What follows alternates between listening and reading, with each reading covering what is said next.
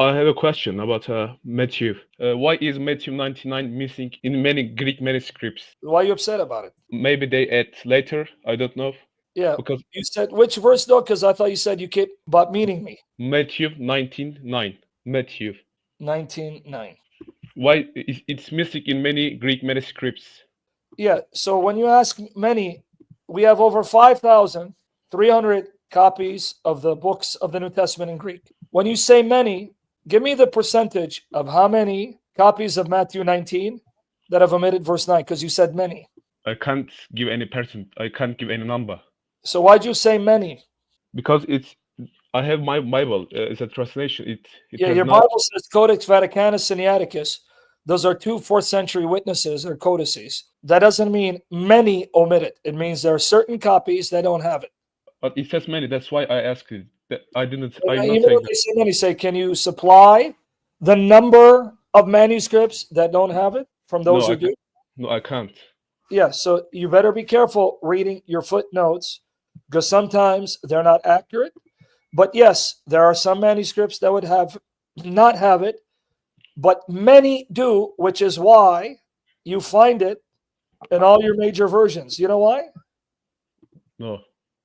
Because we don't just go by, right, certain manuscripts. We examine all the manuscripts, examine their age, their quality, their reliability. And when you have superior, better preserved manuscripts that have the reading, that means it's authentic. So right here, other ancient authorities lack. And he who marries divorced woman commits adultery. Other ancient authorities. Okay. That's not many. So that means there are other ancient authorities that have it. In And my that's just, footnotes, it's. I am saying it's what says in my footnotes. It says many. That's why.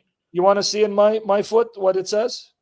Uh, Because my foot wants to leave you a big note.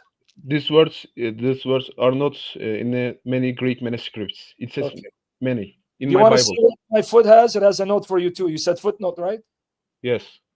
You want to see the note that is attached to my foot? No. Okay. Did you hear what I just said, mister, or am I wasting time here? I understand you. Yes. Okay.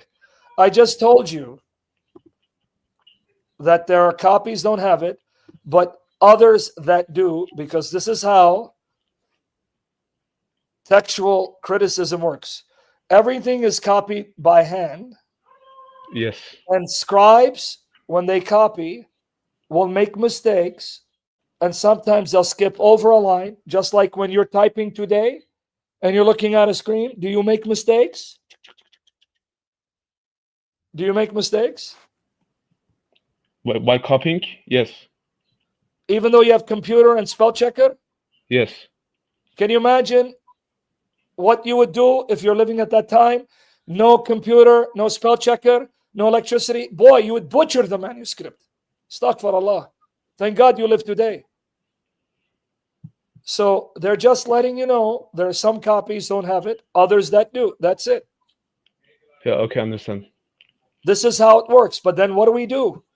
Because we have over 25,000 copies of the books in the Bible, Greek, Syriac Coptic, Latin, Armenian, Syriac, Arabic, you name it, written at different times in different parts of the world by different people.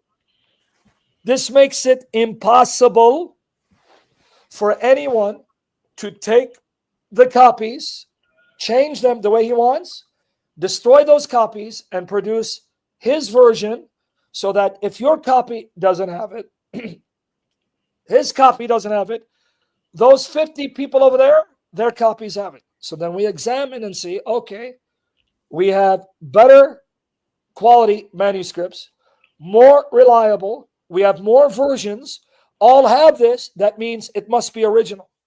But notice, nothing is lost. It's still there, right? Yeah. I understand. That's how God preserved the Bible. But you focused on Matthew 19:9, right? Yes. but you have the parallel in Mark 10, verses 1 to 12.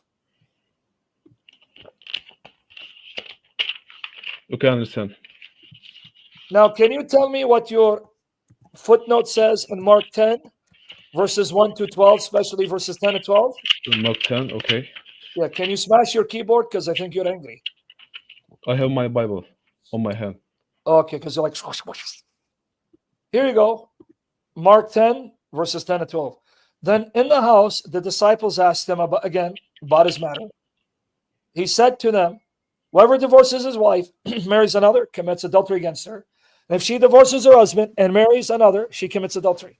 Can you show me any note that says many don't have it? It's not.